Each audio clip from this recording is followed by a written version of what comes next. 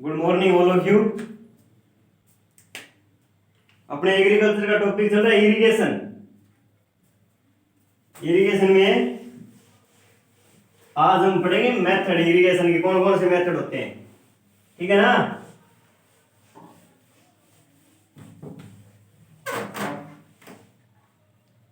क्या है इरिगेशन? सिंचाई।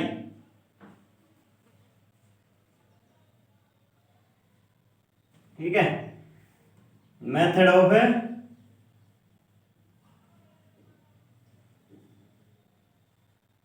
इरिगेशन। सिंचाई की विधियां पड़ेगी भी, सिंचाई की विधियां पड़ेगी। जैसे जल स्रोत से, जल कोई भी स्रोत है, कुआं है, तालाब है, बावड़ी, जो भी है, नहर है, उस जल स्रोत से पानी को कृत्रिम रूप से खेत तक पहुंचाना या खेत में देना या फसलों को देना क्या कहलाता है? इरिगेशन मेथड के द्वारा देते हैं। जल स्रोत से कृत्रिम रूप से जल को फसल तक पहुंचाना या खेत तक पहुंचाना, फसल में देना, क्या कहलाता है? इरिगेशन मेथड कहलाता है अभी। और सिंचाई करते समय अपने कौन कौन सी बातों का ध्यान में रखते हैं? सिंचाई करते समय एक तो देखना चाहिए कि मृदा का प्रकार कौन सा है, धरातल कौन सा है, फसल का प्रकार कौन सा है, सिंचाई जल की गुणवत्ता कितनी है, उसको ध्यान में रखते हुए हमें सिंचाई करते हैं। और मेथड का उपयोग करते हुए कौन से मेथड का उपयोग करना है हमें, कौन सी मिट्टी है या, ठीक है ना, उसको ध्यान में रखते हुए हमें प्रयोग करते हैं। फर्स्ट विधि आती है अपनी पृष्ठीय या धरातलीय विधि।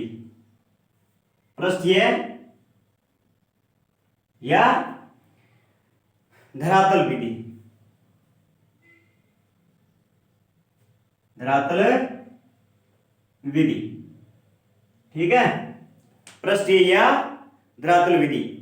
यह विधि सामान्यतः अधिक पानी की उपलब्धता वाले स्थानों पर इसका उपयोग किया जाता है। यानी पानी को क्या करते हैं, अभी सीधा खुला छोड़ा जाता है पानी को। जैसे धान हो गई, गन्ना हो गई, कौन सी फसल में देते हैं इसमें? धान, गन्ना, ठीक है, इन दो फसलों में हम देते हैं। पानी की अधिक उपलब्धता, अधिक पानी की मात्रा होने पर हमें पृष्ठीय विधि का उपयोग करते हैं, धरातल विधि का उपयोग करते हैं। पानी को बहाव के साथ सीधा खेत में क्या करते हैं?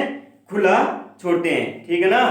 इस विधि में 60 से 70% तक क्या होता है? अभी 60 से 70% तक पानी वो व्यर्थ होता है।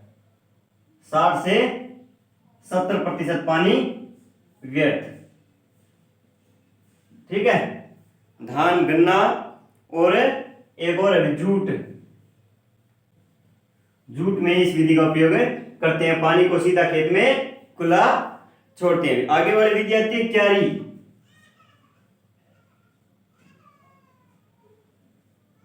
आगे वाली कौन सी विधि है? क्यारी विधि। इसमें खेत में छोटे छोटे टुकड़ों में बांट करके पानी दिया जाता है। छोटी छोटी टुकड़ों में बांट करके पानी दिया जाता है।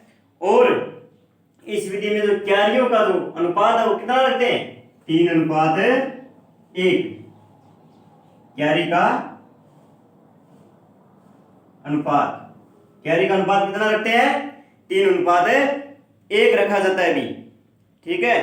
मुख्यतः यह विधि कौन सी फसलों में काम में ली जाती है? एक तो गेहूं में और सरसों में। ज्यादातर किस में लेते हैं हमें? गेहूं और सरसों में। क्यारी विधि गेहूं और सरसों में काम में लेते हैं। क्यारी विधि सबसे ज्यादा गेहूं विधि और गेहूं और सरसों में काम में लेते हैं। वैसे सब्जियों में भी काम में ले सकते हैं क्यारी विधि को, सब्जियों में भी काम में ले सकते हैं। क्यारी का अनुपात 3:1 रखा जाता है।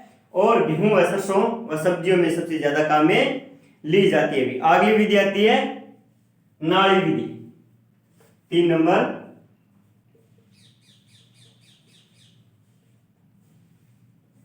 नाड़ी विधि, इसे क्या बोलते हैं? ट्रेंच मेथड भी बोलते हैं इसे।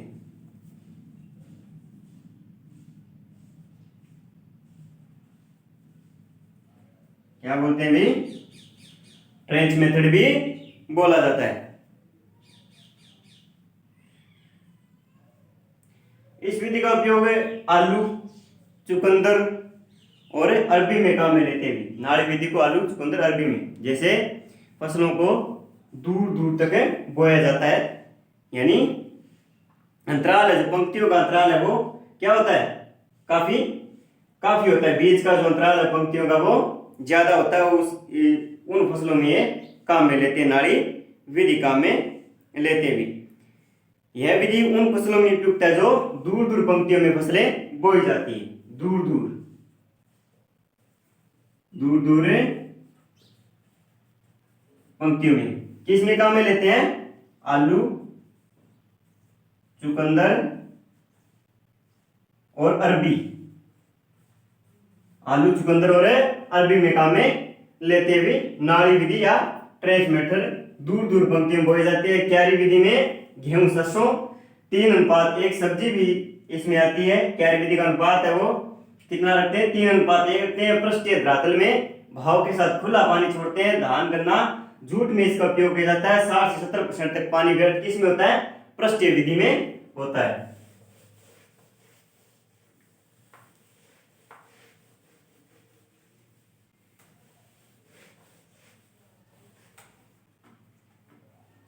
ठीक है, अगली विधि आती है थाला विधि।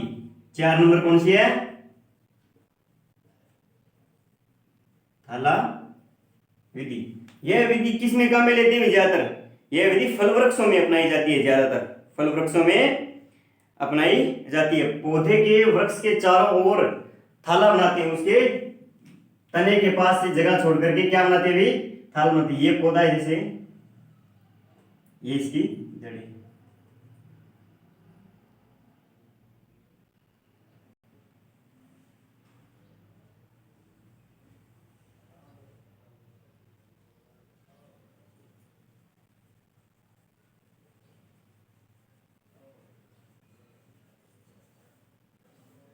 इतनी जगह छोड़ देंगे, उसके बाद है ना यहाँ पे पानी देंगे पौधे को। ये क्या बन गया, ये कि थाला बन गया। थाला विधि से पानी देते हैं कौन से में, फल वृक्षों में।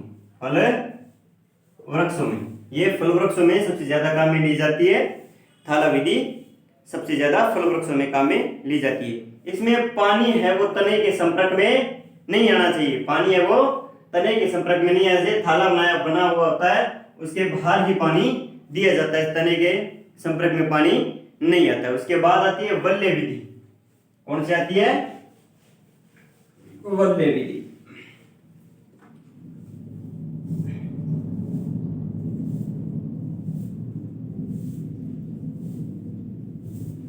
कौन सी आती है भी, वल्ले विधि। इस विधि में पेड़ के जो तना होता है, पौधे का जो तना होता है, उसके चारों ओर 30 से 40 सेंटीमीटर के परिधि में 15 से 30 सेंटीमीटर ऊंचे थाले बनाए जाते हैं भी। ठीक है ना। इस विधि में जो तना होता है पेड़ का, उसमें 30 से 40 मीटर की परिधि में थाला बनाया जाता है एक प्रकार का, और 15 से 30 सेंटीमीटर यानी 30 से 40 परिधि में 15 से 30 सेंटीमीटर का क्या बनाते हैं, थाला बनाते हैं। 15 से 30 सेंटीमीटर का क्या बनाते हैं, थाला बनाते हैं। यह क्या, इसे क्या बोलते हैं, हमने वल्ले विधि बोलते हैं। इसमें पानी सीधे वो तने के संपर्क में नहीं आता है। जो पानी है, पानी डालते हैं पौधे में तो वो तने के संपर्क में नहीं आएगा सीधा। ठीक है ना। थाला बना हुआ होता है। इसमें वल्ले विधि और थाला विधि एक ही प्रकार है, एक ही प्रकार से, दोनों सेम ही है लगभग। और यह ज्यादातर कहाँ पे अपनाई जाती है, फल वृक्षों में ही अपनाई जाती है। ठीक है, फल वृक्षों में ही अपनाई जाती है। और एक पौधे से मतलब ये बना दिया थाला, और इसमें से एक पौधे से दूसरे पौधे में क्या कर देंगे, इस प्रकार से नाली रख देंगे। ठीक है ना। इस प्रकार से ये क्या बन जाएगी, एक वल्ले। ठीक है, ये क्या बन जाएगी, वल्ले। 30 से 40 सेंटीमीटर परिधि और 15 से 30 सेंटीमीटर की क्या हो जाएगी, 45 सेंटीमीटर क्या हो जाएगी, एक थाला बन जाएगा, उसमें पानी देते हैं तो तना है वो सीधा संपर्क में नहीं आता है और एक पौधे से दूसरे पौधे के लिए वह नाली बनाई जाती है, जिसे क्या बोला जाता है, वलय बोला जाता है। अब आगे वाला आता है 2 नंबर, इसमें पृष्ठीय में तो ये आ गई 3-4 विधि आ गई है पृष्ठीय में। अब आती है अधोभूमि, अधोपृष्ठीय या अधोभूमि।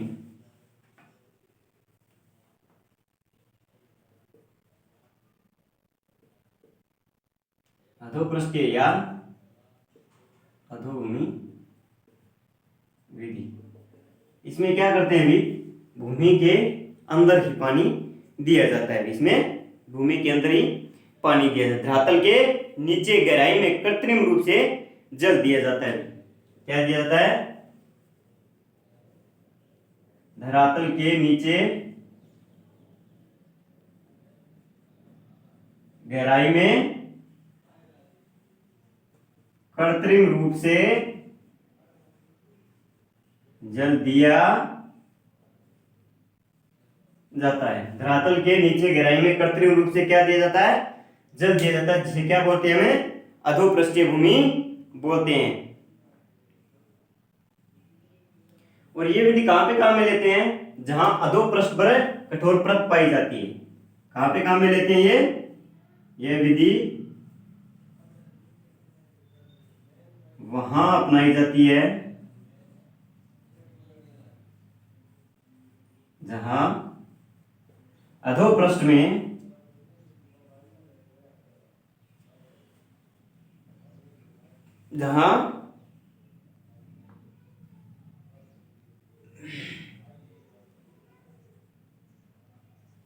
में पृष्ठीय में क्या पाई जाती है, कठोर परत पाई जाती है, कठोर परत पाई जाती है।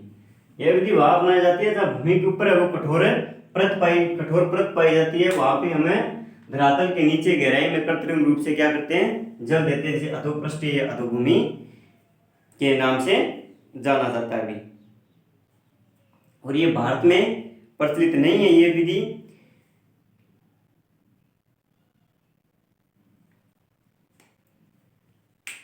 ठीक है। अधोपृष्ठीय अधोभूमि विधि धरातल के नीचे गहराई में कृत्रिम रूप से जल देना अधोभूमि या अधोपृष्ठीय कहलाता है। और यह विधि जहां अपनाई जाती है जहां भूमि की ऊपरी परत कठोर होती है, पानी नीचे नहीं जाता है, वहां पर इस विधि को अपनाते हैं, नीचे कृत्रिम रूप से जल देते हैं। यह सामान्यतः भारत में तो नहीं अपनाई जाती है, ठीक है। आगे वाले देखते हैं अपने फव्वारा विधि, कौन सा आता है, फव्वारा विधि, स्प्रिंकलर मेथड।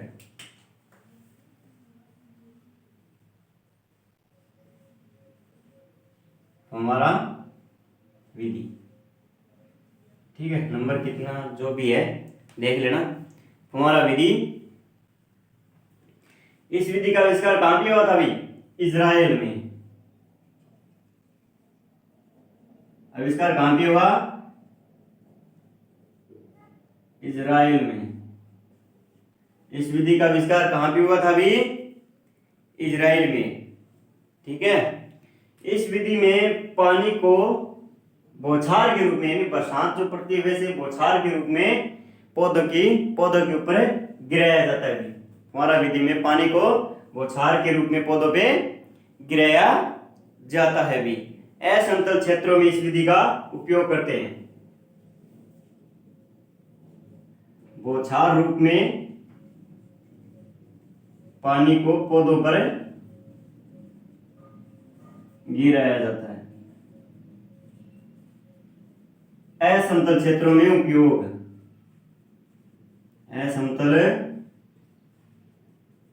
क्षेत्रों में उपयोग, जहां भी ऊबड़ खाबड़ जगह होती है, टिब्बे रेतीले, जहां पे समतल भूमि नहीं होती है, वहां पे इसका उपयोग सबसे ज्यादा किया जाता है। भी आसानी से कर सकते हैं इस विधि का उपयोग है वहां क्षेत्रों में। इस विधि में पानी का दबाव कितना होता है भाई, पानी का दबाव कितना होता है, 0.5 से 1 kg प्रति घन सेंटीमीटर रखा जाए, प्रति घन रखा जाता है अभी। ठीक है, पानी का दबाव कितना होता है? 0.5 से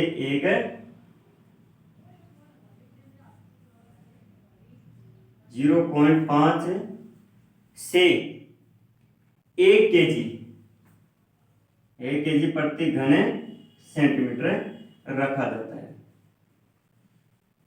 ठीक है, 0.5 से 1 kg घन सेंटीमीटर रखा जाता है भी। और इस विधि का उपयोग कब करते हैं? 15 किलोमीटर प्रति घंटा के हिसाब से अगर हवा चल रही है तो इस विधि का उपयोग नहीं करते हैं। 15 किलोमीटर प्रति घंटा के हिसाब से अगर तेज हवाएं चल रही है तो इस विधि का उपयोग नहीं किया जाता है भी। भारत में सर्वाधिक यह विधि कहां पे अपनाई जाती है? महाराष्ट्र में। भारत में इसका उपयोग सर्वाधिक कहां पे होता है? महाराष्ट्र में होता है इसका उपयोग। हमारा विधि का भारत में सर्वाधिक उपयोग कहां पे होता है? महाराष्ट्र में होता है भी। और राजस्थान में यह कहां पे अपनाई जाती है? राजस्थान में कहां पे अपनाई जाती है? झुंझुनू में। राजस्थान में झुंझुनू में अपनाई जाती है। सर्वाधिक उपयोग इसका झुंझुनू में होता है। इस विधि की मतलब बहाव विधि की अपेक्षा इसमें कितने पानी की बचत होती है भी? 40 से 60%। बहाव विधि की अपेक्षा कितने पानी की बचत होती है? बहाव विधि की अपेक्षा पानी की बचत कितनी होती है भी? 40 से 60% पानी की बचत होती है भी बहाव विधि की अपेक्षा। और इस विधि में पौधे को प्राप्त होने वाले जल की दक्षता कितनी होगी? 70 से 80% तक। पौधों को प्राप्त जल की दक्षता कितनी होगी? 60 से 80 या 70 से 80% होती है भी। इस विधि में 70 से 80% होती है भी। नोजल को फुहारे का क्या कहते हैं? हार्ट कहा जाता है। नोजल को फुहारे का हार्ट बोलते हैं भी। ठीक है, फुहारा विधि आविष्कार इजराइल में हुआ था। बौछार के रूप में पानी गिराया जाता है। असमतल क्षेत्र में इसका उपयोग करते हैं। और इसका जो दाब है वो 0.5 से 1 kg प्रति घन रखा जाता है। 15 किलोमीटर अगर प्रति घंटा के हिसाब से अगर तेज हवाएं चल रही है तो इस विधि का उपयोग हमें नहीं करते हैं।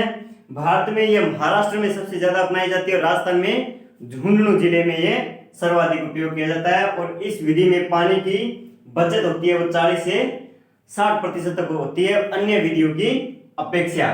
पौधे को प्राप्त होने वाले जल की जो दक्षता होती है वो 70 से 80% तक होती है भी। ठीक है, ये तो हो गई स्प्रिंकलर मेथड।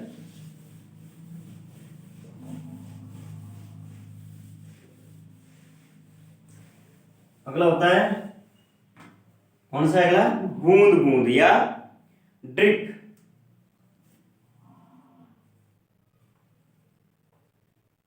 ड्रिप मेथड या बूंद बूंद सिंचाई विधि। ड्रिप मेथड या बूंद बूंद सिंचाई विधि, ये बड़े फल वृक्षों में भी काम में ले सकते हैं। इसका आविष्कार भी कहां पे हुआ था? इजराइल में। आविष्कार कहां पे हुआ था? इसका आविष्कार भी इजराइल में हुआ था। इस विधि का उपयोग कम वर्षा वाले क्षेत्रों में और बलुई मृदा में किया जाता है। उपयोग कम वर्षा वाले क्षेत्र,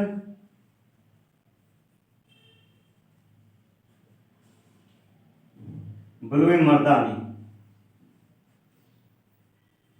जहां पे सबसे ज्यादा बलुई मृदा और जहां पे सबसे ज्यादा सबसे कम वर्षा होती है वहां पे इसका उपयोग करते हैं भी। बहाव विधि की अपेक्षा इसमें 60 से 65% तक जल की बचत होती है भी अन्य विधि की अपेक्षा।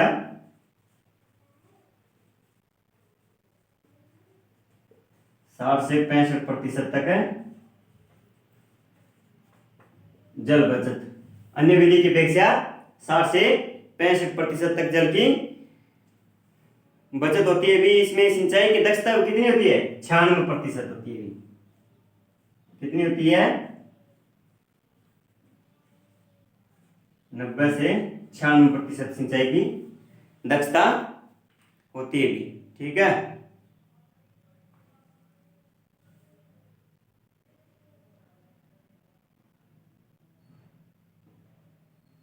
इस विधि में जल दबाव कितना रखा जाता है भी? 2 से 2.5। जल दबाव कितना रखते हैं? 2 से 2.5 केजी प्रति घन सेंटीमीटर। प्रति घन सेंटीमीटर कहा जाता है भी। सिंचाई दक्षता 90 से 96% तक होती है। जल दबाव 2.2 से 2.5 प्रति घन केजी प्रति घन सेंटीमीटर रखा जाता है। इस विधि में फुहारा विधि की अपेक्षा 20 से 25% तक जल की बचत होती है। अन्य की अपेक्षा तो 60 से 65, फुहारा की अपेक्षा, फुहारा विधि की अपेक्षा जल की बचत कितनी होती है? 20 से 25% तक।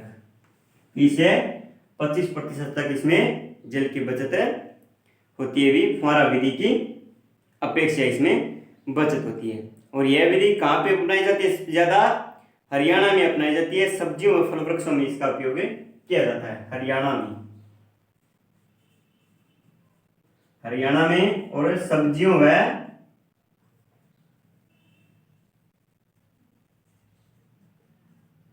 फल वृक्षों में, सब्जियों व फल वृक्षों में इस विधि का उपयोग किया जाता है।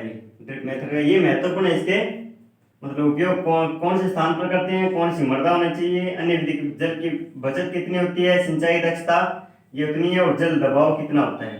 3 पॉइंट महत्वपूर्ण है। ठीक है। ड्रिप मेथड में आविष्कार इजराइल में हुआ था। उपयोग कम वर्षा वाले क्षेत्रों में, बलुई मृदा में, सब्जियों और फल वृक्षों में इसका उपयोग किया जाता है। अन्य विधि की अपेक्षा 90% तक जल की बचत होती है। सिंचाई दक्षता कितनी? अन्य विधि की अपेक्षा 60 से 65% जल की बचत होती है। सिंचाई दक्षता है वो 90 से 96% तक। जल दबाव 2 से 2.5 केजी प्रति घन सेंटीमीटर। और फुहारा विधि की अपेक्षा जल की बचत कितनी होती है इसमें? 20 से 25% तक। हरियाणा में सर्वाधिक इसका उपयोग किया जाता है भी। ठीक है। ये तो होगी अपनी ड्रिप मेथड, सिंचाई के मेथड में।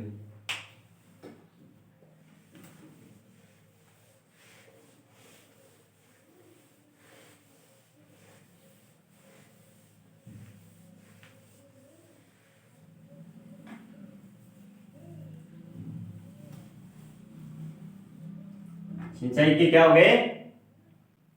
मेथड होगी। अब फसलों में सिंचाई का निर्धारण कैसे करते हैं? फसलों में सिंचाई का निर्धारण,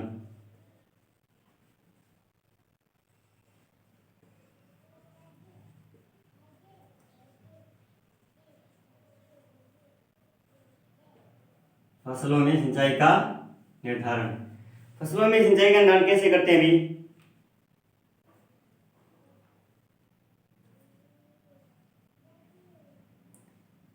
निर्धारण करने में हमें एक बात का इसमें हमें पता चलता है कि सिंचाई को, पौधे को या फसल को कितने पानी की आवश्यकता है, कितनी मात्रा में पानी देना है, कौन से समय पर देना है। इस प्रकार हम फसलों में सिंचाई की मात्रा का निर्धारण कर सकते हैं भी। ठीक है। एक आदर्श सिंचाई मतलब जो भी एक बढ़िया या अच्छी तरीके से सिंचाई करती है उसके कुछ गुण हमें देखते हैं। सिंचाई कब की जाए, सिंचाई कब की जाए, सिंचाई का समय, और सिंचाई कौन सी विधि से की जाए, कौन सी मृदा है, किस मात्रा में दिया जाए, सभी प्रकार के हमें इसमें बिंदुओं को ध्यान में रख के सिंचाई करते भी। पहला आता है अपना पौधों के आधार पर। पौधों के आधार पर एक तो कम वाली पानी वाली फसलें होती है, ज्यादा मात्रा में पानी वाली फसलें होती है। ठीक है ना।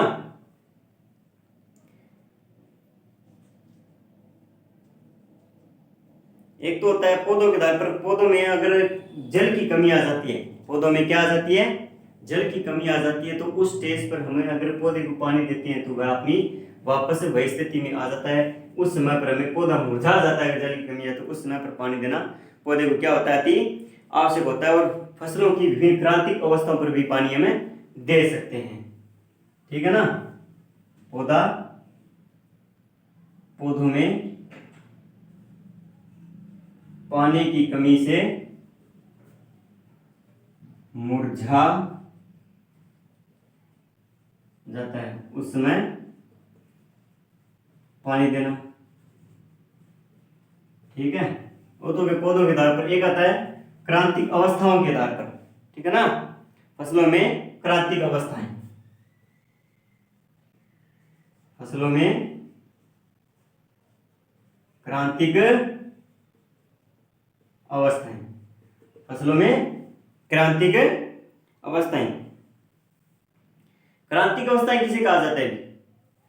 पौधे की वृद्धि वह अवस्था जिस पर अधिकतम जल मात्रा जल मांग होती है तथा इस अवस्था पर सिंचाई नहीं करने पर उपज में सर्वाधिक कमी आ जाती है। पौधे की वृद्धि की वह अवस्था जिस पर अधिकतम जल मांग की आवश्यकता होती है। पौधों की वृद्धि की वह अवस्था जिस पर अधिकतम जल मांग की आवश्यकता होती है।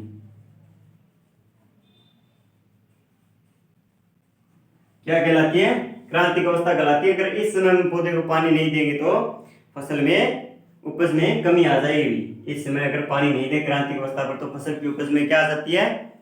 कमी आ जाती है। पौधे की वृद्धि की वह अवस्था जिस पर हम अधिकतम जल मांग की आवश्यकता होती है उसे क्या बोला जाता है? क्रांतिक अवस्था के नाम से जाना जाता है। अगर इस स्टेज पर हम पानी नहीं देते हैं तो सर्वाधिक यानी पौधे की जो उपज है उसमें सर्वाधिक कमी आ जाती है। भी हमें फसलों पर नियमित रूप से समय पर पानी देना चाहिए। भी विभिन्न फसलों की क्रांतिक अवस्थाएं देखते हैं अपने।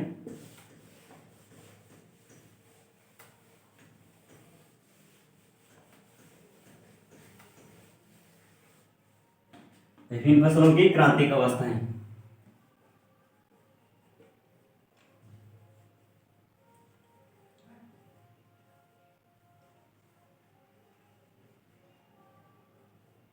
ठीक है।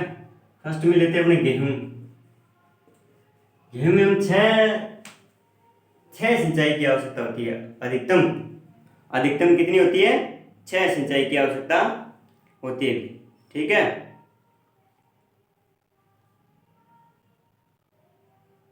पहली स्टेज कौन सी आती है गेहूं में? बुआई के 21 दिन बाद। प्रथम सिंचाई कब करते हैं? हमने बुआई के 21 दिन बाद बोलते हैं। बुआई के 21 दिन बाद करते हैं गेहूं में प्रथम सिंचाई, जिसे क्या बोलते हैं? CRI स्टेज बोलते हैं। गेहूं में प्रथम सिंचाई CRI स्टेज पर यानी जड़ें निकलते समय या शीर्ष जड़ें जमाव के समय गेहूं में प्रथम सिंचाई करते हुए CRI स्टेज पर यानी 21 दिन बाद होती है। बुआई के 21 दिन बाद, बुआई के 21 दिन बाद CRI स्टेज पर सिंचाई करते हैं गेहूं में। फिर आता है टिलरिंग स्टेज। दूसरी कौन सी है? टिलरिंग।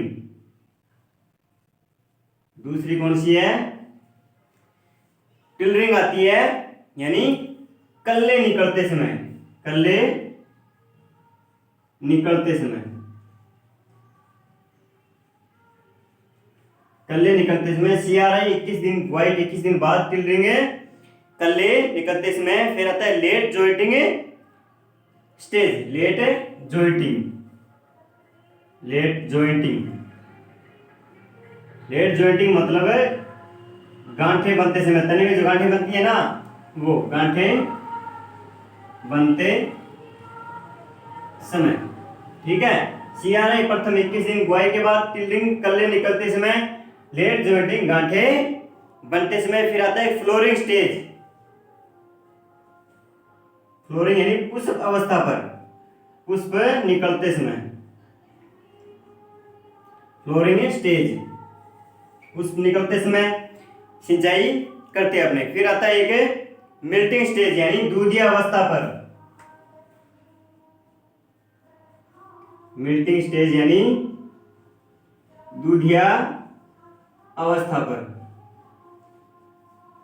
ठीक है। मिल्टिंग स्टेज यानी दूधिया अवस्था पर। एक आता है डफ,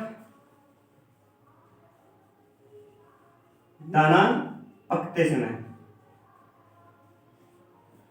दाना पकते समय गेहूं में 6 सिंचाई की आवश्यकता होती है। सीआरआई प्रथम 21 दिन के बाद, टिल्लिंग स्टेज कल्ले निकलते समय, लेट जॉइंट यानी गांठें बनते समय, एक पुष्प अवस्था पर, एक दूधिया अवस्था पर और एक दाना हमने जो पकते हैं उसमें पानी।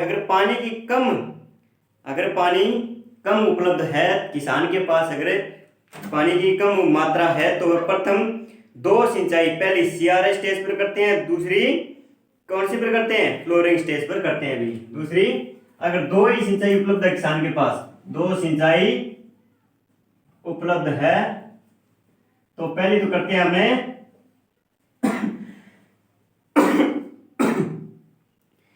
सीआरआई स्टेज पर करते हैं पहली तो, दूसरी करते हैं पुष्प अवस्था पर यानी फ्लोरिंग स्टेज पर। पुष्प बनते समय या निकलते समय अगर 2 ही सिंचाई उपलब्ध तो। वैसे गेहूं में 6 सिंचाई अगर हम नियमानुसार या समय पर देते हैं तो फसल की उपज में सर्वाधिक वृद्धि होती है। अगर किसान के पास पानी की मात्रा कम है या कम उपलब्ध है तो सीआरआई स्टेज और पुष्प अवस्था पर पानी गेहूं में जरूर दिया जाता है भी, जिससे उपज में कमी नहीं होती है। आगे वाला कौन सा, एक धान। गेहूं की हो गई 6 अवस्थाएं होती है भी, CRI, tillering, late jointing, flowering stage, milking, दूधिया अवस्था और दाना पकते समय, ठीक है। आगे वाला देखते हैं अपने धान।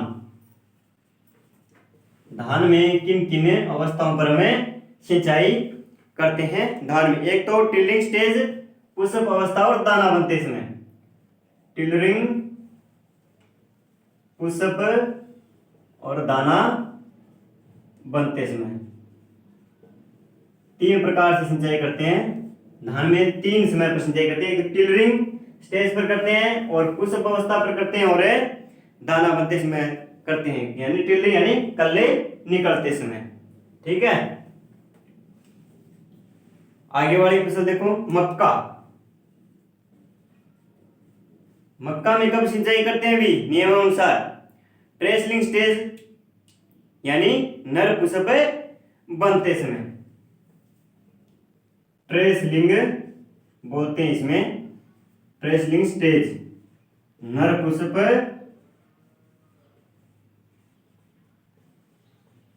अति आवश्यक है भी। मक्का में ट्रेसलिंग स्टेज पर सिंचाई करना अति आवश्यक है। नर पुष्प बनते समय उस समय अगर हम सिंचाई कर देते हैं तो उपज में कमी नहीं होती है भी। फिर आता है गन्ना। गन्ना में कब सिंचाई करते हैं, एक तो अंकुरण के समय और एक फसल पकते समय।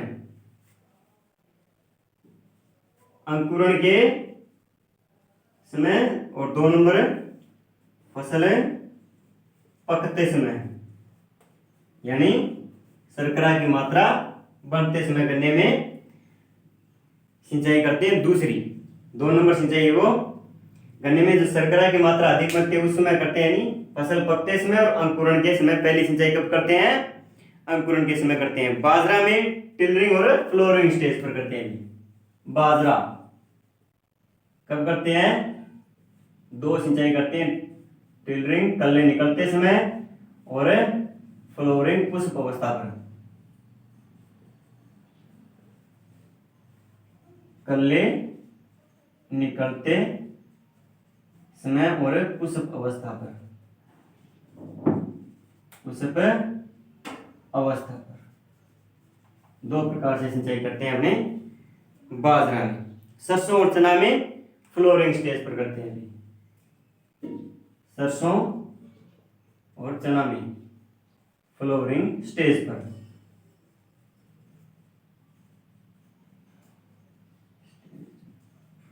फ्लोरिंग जो अवस्था होती है उस पर सरसों चना में सिंचाई करते हैं। अगर सरसों में अगर सिंचाई अधिक मात्रा में उपलब्ध है, सरसों में हम दाना पकते समय भी सिंचाई कर सकते हैं भी, ठीक है। और 2 नंबर सिंचाई कब करते हैं इसमें? फली बनते समय। सरसों में 2 नंबर सिंचाई कब करते हैं? फली बनते समय या दाना पकते समय। दाना पकते समय। ये कुछ फसलों की क्या थी? क्रांतिक अवस्थाएं थी। गेहूं में 6 थी, धान में 3, टिल्डिंग पुष्प धान दाना बनते समय, मक्का में ट्रेसलिंग स्टेज, गन्ना में अंकुरण के समय और फसल पकते समय, बाजरा में टिल्डिंग और फ्लोरिंग स्टेज, सरसों व चना में फ्लोरिंग स्टेज और फली बनते समय या दाना पकते समय। गेहूं में महत्वपूर्ण अभी 6 अवस्थाएं होती है। अगर किसान के पास कम पानी की उपलब्धता है तो 2 सिंचाई टिल्डिंग स्टेज पर और पुष्प अवस्था पर जरूर सिंचाई करते हैं। वैसे 6 सिंचाई होती है। एक तो CRI स्टेज यानी जड़ जमाव के समय, टिल्डिंग स्टेज पुष्प कल्ले निकलते समय, टेलरिंग स्टेज है गांठ बनते समय, फ्लोरिंग स्टेज है कौन सी आ जाएगी? पुष्प अवस्था पर और मिल्टिंग दूधी अवस्था पर, और छठी दाना पकते समय जिसे डप स्टेज भी बोला जाता है भी। ठीक है, फिर आता है एक तंबाकू।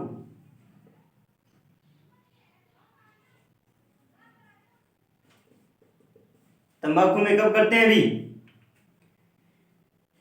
फ्लोरिंग स्टेज पर और पेयरिंग स्टेज पर। फ्लोरिंग पुष्प अवस्था पर, पुष्प अवस्था पर और एक चुटाई करते समय, पत्तियां तोड़ते हैं ना तंबाकू की, उस समय चुटाई करते समय करते हैं, यानी पेयरिंग स्टेज बोलते हैं इसे। क्या बोलते हैं? पेयरिंग स्टेज बोलते हैं। तंबाकू में पुष्प अवस्था पर और पेयरिंग स्टेज यानी चुटाई करते समय 2 प्रकार से सिंचाई करते हैं अभी। एक आती है मूंगफली। मूंगफली में सर्वाधिक सिंचाई कब की जाती है? सुइयां बनते समय। सुइयां बनते समय मूंगफली में सिंचाई करते हैं भी सबसे ज्यादा। सर्वप्रथम सिंचाई सुइयां बनते समय करते हैं और दूसरी सिंचाई कब करते हैं? 55 डेज। ये जो सुइयां बनती है ये 55 डेज के बाद करते हैं मूंगफली में। ऊपर लिख देता हूं मैं।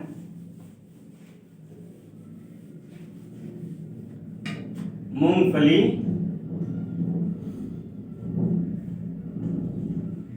सुइयां बनते समय कब करते हैं? 55 दिन के बाद। बुआई के 55 दिन के बाद, बुआई के 55 दिन के बाद अब सिंचाई करते हैं सुइयां बनते समय मूंगफली में की जाती है। ठीक है, यह हो गई फसलों में क्रांतिक अवस्थाएं, फसलों में सिंचाई का समय का निर्धारण। ठीक है, और आगे हम पढ़ेंगे। ये तो हो गया था किसके आगे वाला है? ये तो था पौधे के आधार पर। पौधे के आधार पर सिंचाई का निर्धारण, पौधे की फसल के आधार पर सिंचाई का निर्धारण। और आगे वाला पढ़ेंगे अपने मृदा की नमी के आधार पर सिंचाई का निर्धारण, वो पढ़ेंगे आगे की क्लास में। धन्यवाद।